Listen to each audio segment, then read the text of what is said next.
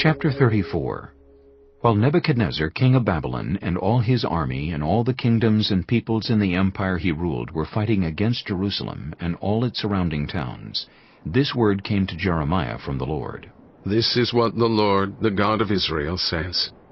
Go to Zedekiah, king of Judah, and tell him, This is what the Lord says. I am about to give this city into the hands of the king of Babylon, and he will burn it down. You will not escape from his grasp, but will surely be captured and given into his hands. You will see the king of Babylon with your own eyes, and he will speak with you face to face.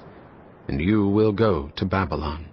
Yet hear the Lord's promise to you, Zedekiah, king of Judah. This is what the Lord says concerning you. You will not die by the sword. You will die peacefully. As people made a funeral fire in honor of your predecessors, the kings who ruled before you, so they will make a fire in your honor and lament, Alas, Master, I myself make this promise, declares the Lord. Then Jeremiah the prophet told all this to Zedekiah, king of Judah, in Jerusalem, while the army of the king of Babylon was fighting against Jerusalem and the other cities of Judah that were still holding out, Lachish and Azekah. These were the only fortified cities left in Judah. The word came to Jeremiah from the Lord after King Zedekiah had made a covenant with all the people in Jerusalem to proclaim freedom for the slaves. Everyone was to free their Hebrew slaves, both male and female. No one was to hold a fellow Hebrew in bondage. So all the officials and people who entered into this covenant agreed that they would free their male and female slaves and no longer hold them in bondage. They agreed and set them free. But afterward they changed their minds and took back the slaves they had freed and enslaved them again. Then the word of the Lord came to Jeremiah. This is what the Lord, the God of Israel, says. I made a covenant with your ancestors when I brought them out of Egypt, out of the land of slavery. I said, Every 7th year each of you must free any fellow Hebrews who have sold themselves to you.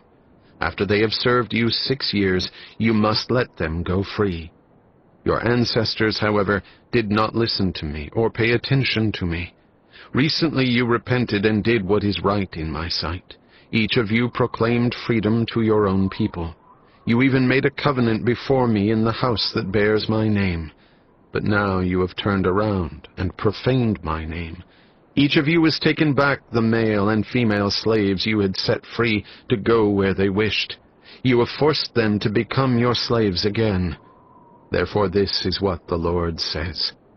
You have not obeyed me. You have not proclaimed freedom to your own people. So I now proclaim freedom for you, declares the Lord. Freedom to fall by the sword, plague, and famine. I will make you abhorrent to all the kingdoms of the earth. Those who have violated my covenant and have not fulfilled the terms of the covenant they made before me, I will treat like the calf they cut in two and then walked between its pieces.